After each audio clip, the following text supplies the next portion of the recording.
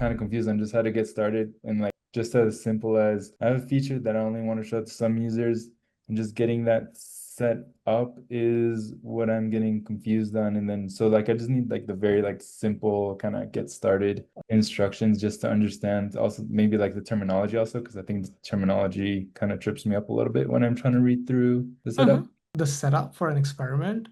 So when you think about like setting up and using your feature experiments, the first thing that you would do when you set up your SDK is you would initialize the SDK. So there's a function called initialize that you call, or there's also a function called initialize with Amplitude Analytics if you're using Amplitude Analytics as well as your analytics thing. Once the SDK has been initialized, within the initialization, you also send in something called a deployment key. So when you set up your experiment inside of Amplitude, then there's like a deployment that you associate with your experiment, and that is the key that you use when you initialize the SDK. Once the SDK has been initialized, then the next function that you would call is something that we call fetch. So what the fetch function does is that it makes a call to the Amplitude Experiment server and then fetches the particular variant for that particular user.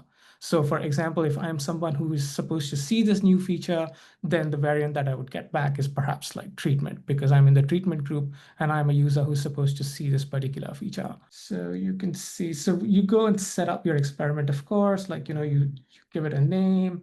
And then once you set up your experiment, then there would also be, your delivery setting. When you look at your feature experiment, for example, then every experiment is like associated with a deployment. So you make sure that, you set up your deployment and then your experiment is associated with that deployment. And then once you start to set up and code your experiment, then you could look at this, for example. So we give you like code examples as well. So JavaScript is like the easiest. And then I could just select whatever deployment it is that I used. So you could see the first function that you would call would be the initialize function. So this would initialize the experiment SDK.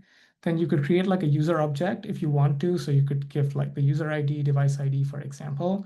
If you're using Amplitude Analytics, you don't need to send like device ID, etc., because that's already calculated by the Amplitude Analytics SDK. If you're targeting logged in users, you might want to send in user ID as well. And if you want to like target on any other bespoke user properties, for example, then you could send those as well as a part of the user object. Once you've done that, then you would call this function that I call fetch. So fetch essentially makes a call to the Amplitude Experiment server and then fetches the variants for the user. So are you in the treatment group? Are you in the control group? Is something that you get back as a response once you call the fetch.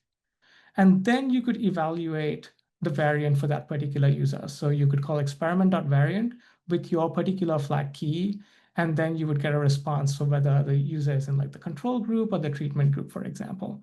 And then you could use this response to decide whether you want to show your feature or not. So whether you want to show that button or not is something that you could evaluate based on the response that you get from this function. And typically you should also enable logging, so that way you're able to see what is it that you're getting back in the response and is the response actually expected or not as well.